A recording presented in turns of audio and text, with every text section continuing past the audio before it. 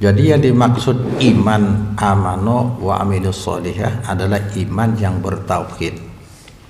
Bukan sekedar beriman. Iman saja tidak menyelamatkan tanpa tauhid. Ya. Maka beragama, berkepercayaan kepada Tuhan Yang Maha Esa itu kelas bawah, kelas umum. Itu namanya beragama ala Pancasila, ketuhanan yang Maha Esa, kemanusiaan yang adil dan beradab, persatuan Indonesia, kerakyatan yang dipimpin oleh hikmah kebijaksanaan dalam permusyawaratan perwakilan, keadilan sosial bagi seluruh rakyat Indonesia. Sekedar mengingat ketuhanan yang Maha Esa. Semua agama, 6 agama di Indonesia yang diakui berketuhanan yang Maha Esa.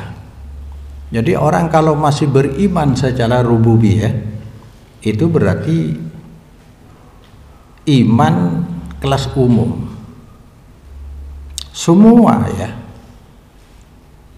La rabbah illallah. Tidak ada Tuhan pencipta penguasa yang mengetahui hal gaib selain dari Allah. Iman seperti itu kelas umum. Agama Katolik, Protestan, Hindu, Buddha, Konghucu dan aliran kepercayaan semua mengakui bertuhan kepada Tuhan Yang Maha Esa. Itu namanya agama model Pancasila. Jadi semua diadopsi, diakui oleh Indonesia. Hanya mereka gagal di dalam iman uluhiyah. Bertuhan kepada Tuhan Yang Maha Esa, tapi ketika beribadah mereka pakai perantara.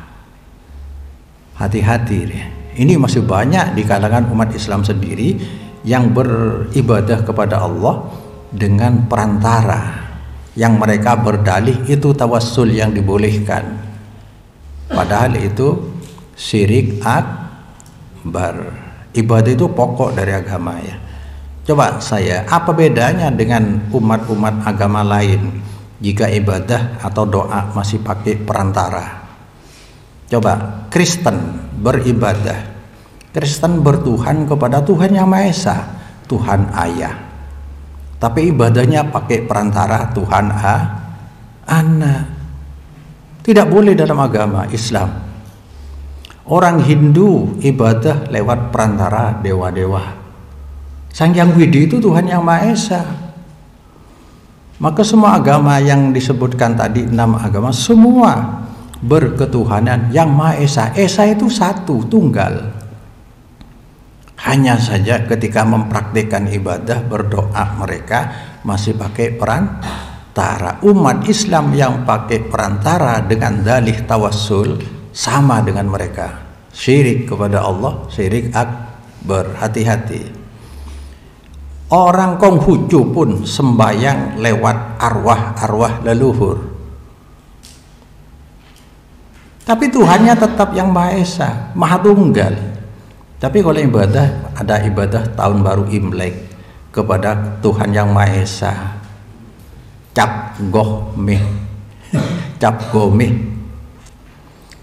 Orang musyrikin jahiliyah dahulu kala di zaman Nabi pun ibadah lewat perantara patung-patung Buddha ya. La tadarunna alihatakum wa la tadarun waddan su'an wa la yawsa wa la yawsa wa ya'uq wa asra. Arwah 5 Tuhan sangguna patung ya. Patung orang alim yang telah meninggal dunia, untuk mengingat nasihat-nasihatnya mereka buatkan patung. Mereka tidak mengaku menyembah patung itu, tapi di balik patung itu ada sosok manusia yang diagungkan. Dalam Islam tidak boleh beragama, beribadah kepada Allah masih pakai perantara dat waib. Maka kalau disebutkan ala lillahi dinul khalis walladzi takhadu min dunihi auliya, yang sering disebutkan ya. Karena mereka yang bertawassul dengan para wali tidak mengakui kalau dulu itu menyembah patung, tidak mengakui kok mereka tidak menyembah patung. Ini ma na'buduhum illa liyuqarribuna ilallahi zulfa. Saya tidak menyembah patung-patung miniatur dari orang-orang agung itu, tetapi liyuqarribu, agar mereka. Jadi di patung tuh dibayangkan ada ruh, kekuatan waib di balik itu. Itu yang dibuat perantara kepada Allah, agar mereka bisa mendekatkan kami kepada Allah, zulfa, sedekat-dekatnya. Jadi la rabba illallah, tidak ada Tuhan pencipta, penguasa, pengatur, pemberi rezeki dan seterusnya kecuali hanya itu tidak cukup, harus dibarengi dengan la ilaha illallah. Tidak ada zat yang berhak disembah kecuali hanya Allah. Kalau dua-dua, la rabba illallah, la ilaha illallah, baru bertauhid, menjaga keesaan Allah dalam dua iman. Keesaan Allah harus tetap dijaga dalam iman rububiyah dan iman uluhiyah. Kebanyakan mereka gagal ketika di iman uluhiyah, beribadah dengan perantara aja. Syiah ibadah lewat doa, ibadah lewat perantara, ruh-ruh di kuburan para imam mereka, 12 imam. Karena mereka meyakini kalau Rasulullah menerima wahyu itu lewat malaikat Jibril, tapi imam-imam mereka langsung dari Allah, ilham. Lebih hebat kan? Lah itu hampir persis ya, keyakinan itu diyakini oleh kaum sufi tarekat. Para wali menurut mereka nerima ilham langsung. Maka mereka mengklaim punya ilmu khusus, ilmu hakikat yang tidak dimiliki oleh di luar ahli mereka. Iya. Sufi dengan Syiah adalah 11-12 yang mereka, saudara kembar.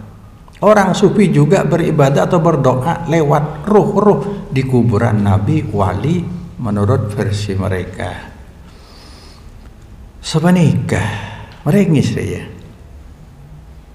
Maka lambang tauhid la ilaha illallah, tidak ada yang berhak disembah. Kalau yang berhak disembah hanya Allah, maka dua tuntutan yang harus dipenuhi. Harapan harus murni ke Allah, taatnya murni ke Allah. Kalau harapan ke Allah, yang ngarepe ke Allah, tapi taat ke Allah harus diaplikasikan lewat ajaran Rasulullah Sallallahu Alaihi Wasallam. Dua-dua ya. Kalau masih mengamalkan amalan yang bukan ajaran Rasulullah, berarti tidak taat kepada Allah. Ibadah kepada Allah tapi tidak taat kepada yang diibadahi, itu yang disebut dengan bid'ah, dolalah, merasa benar di jalan salah karena ibadah kata mereka, tapi sesungguhnya tidak taat. Coba dengan hadis saya, ana Aisyah an nabi fi maradil ladzi mata fihi, dari nabi waktu sakit pas menjelang wafat Rasulullah sallallahu alaihi wasallam. Ipakuah nabi sempat ada budaya kena la'anallahu al-yahuda wan nasara, moga-moga Allah ngelaknat kaum Yahudi, kaum Nasara. Kenapa? Kesalahan mereka, ittakhadhu qubur anbiya'ihim masjidan, mereka menjadikan kuburan para nabi mereka, nabi lere, kuburan para nabi mereka Yahudi Nasara dibuat masjid, tempat ibadah mahdoh. Kalau kita, sebagian dari kita bukan nabi, tapi orang yang diwalikan. Kadang-kadang dalam semasa hidupnya dia berbuat syirik dan bid'ah. Kalau meninggal dunia diwalikan, dikeramatkan kuburannya, dimintai doa kuburannya, beribadah di kuburan, baca Quran, berdoa, itu masjid deh. Masjid itu tempat ibadah mahdhah, ibadah yang murni ke Allah. Salat, baca Quran, berzikir di kuburan, dilaknat oleh Allah. Maka kata Siti Aisyah, laula dalik la abrazu qabrahu wa anni ahsya ayyut takhadha masjidan. Andaikan bukan karena takut dibuat masjid, la abrazu qabrahu, niscaya mereka para sahabat mengeluarkan kuburan Nabi karena lingkungan masjid. Memang kuburan Nabi bukan di masjid, tapi mungkin hanya 1 meter dari masjid ini, di luar masjid. Berhubung kuburan Nabi ini spesial, tidak bisa dipindahkan karena bahwa setiap Nabi tidak diwafatkan illa fil maudhi illadhi yuhibbu ayyudfana fihi, kecuali di tempat dia senang dikuburkan di situ. Nabi tidak boleh dipindahkan dele. Kalau meninggal dunia harus di sini ya. Ketika Nabi meninggal dunia di rumah Siti Aisyah, ya dikubur di bawah itu, langsung di tempat tidurnya. Ya iya. Jadi kuburan Nabi tidak bisa dipindah, spesial lah kan. Pas masjid Nabi tidak bisa dipindah karena terikat dengan salatun fi masjidi hada bi alfi salatin fi masiwah ila masjidil haram kan. Satu sekali solat di masjid hada aja masjid Nabawi, maka pahalanya 1000 dibandingkan masjid yang lain kecuali masjid Mekah. Maka berapa kena? 100.000. Artinya apa? Andaikan karena dekat dengan rumah Siti Aisyah yang dibuat kuburan, masjid Nabi dipindah, tidak ada lagi dengan masjid hada, karena masjid yang dibangun Nabi yaitu Masjid Nabawi. Maka dua-dua tak bisa dipindah. Sementara pelebaran masjid diharuskan karena jemaah semakin membludak. Itu yang terjadi. Maka sekarang rumah Siti Aisyah tetap dindingnya ke atas agar terpisah areal dengan masjid. Sementara di kanan kiri masjid diperluas. Itu yang terjadi. Jangan dibuat dalil di sini kuburan ada di masjid. Kuburan Nabi bukan di masjid, karena problemnya seperti itu. Kuburan Nabi tidak bisa dipindahkan, Masjid Nabawi juga tidak bisa dipugar untuk dipindahkan. Maka dua-dua harus berjalan seiringan. Andaikan bukan karena itu sahabat sudah mengeluarkan kuburan Nabi, kecuali saya, kata Siti Aisyah, khawatir dibuat masjid oleh orang. Karena manusia memang sangat tertarik dengan kuburan dari dulu. Kuburan orang mati ini membuat syirik pertama di muka bumi di zaman Nabi Nuh. Justru orang besar meninggal dunia ini. Maka sampai muttafaq alaih hadis ya. Sampai Rasulullah neng riwayat Ahmad 3844 inna min syirarin nas man tudriku sa'ah wa hum ahya. Manusia yang paling jelek adalah manusia yang hidup ketika kiamat datang. Artinya semakin ke depan manusia semakin rusak agamanya. Yang masih hidup ketika kiamat datang manusia yang paling buruk. 2, wa may yattakhidul qubur masajid.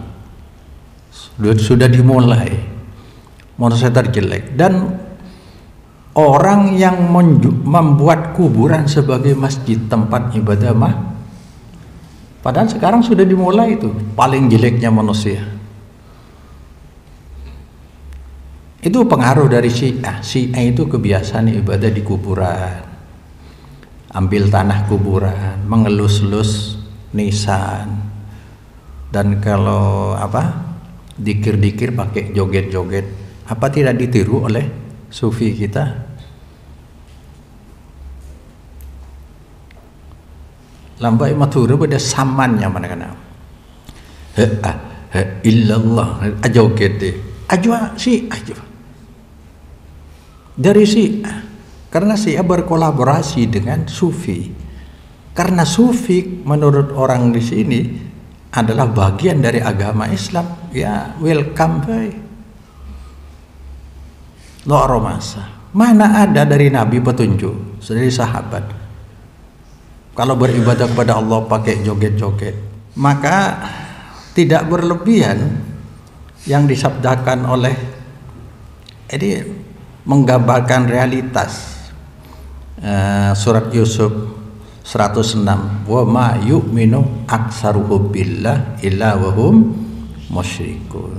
Mayoritas orang yang mengaku beriman kepada Allah tidak dalam kondisi bertauhid, melainkan mereka tetap dalam kondisi syirik. Beriman tapi syirik. Ya. Maka sesungguhnya syirik dengan tauhid berlawanan.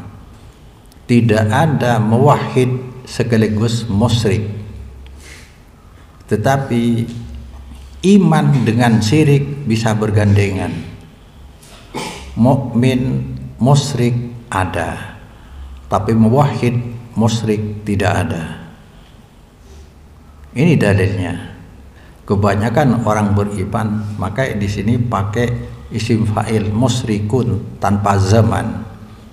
Mereka yang mengaku beriman kepada Allah illa wahum, mereka tetap dalam kondisi syirik, yaitu ketika beribadah pakai perantara. Kalau tauhid harus menjaga keesaan Allah dalam dua iman sekaligus, mulai dari iman rububiyah, la ilaha la robba illallah wa la ilaha illallah. Siapa bisa menjaga tauhid dari rububiyah sampai dari iman rububiyah sampai uluhiyah, maka dijamin surga. Innal ladina qalu rabbuna Allah, kan iman rububiyah. Saungkun orang banyak sepada ngucap Rabbuna Allah, tining Tuhan kami panika Allah. Summastaqomo, istiqomah menjaga keesaan Allah sampai ke uluhiyah dalam ibadah. Fala khaufun alaihim wala hum yahzanun. Dia kan sama dengan wali. Ala inna awliya Allah la khaufun alaihim wala hum yahzanun. Ulaika ashabul jannati khalidina fiha. Apa lo terode? Cari kita punya kemampuan sambil berdoa kepada Allah bisa. Kalau orang lain dengan modal yang sama, waktu, tenaga dan harta bisa selamat, kenapa kita tidak? Ulaika tiningka disa orang sia jaga iman rububiyah sampai ke iman uluhiyah, keesaan Allah dijaga, ashabul jannah panika penduduk surga, khalidina fiha, hale abadi fiha nang jannah tak war keluar, jazaa'an bima kanu ya'malun, karena sebagai balasan atas apa yang mereka lakukan. Al-Ahqaf 13-14.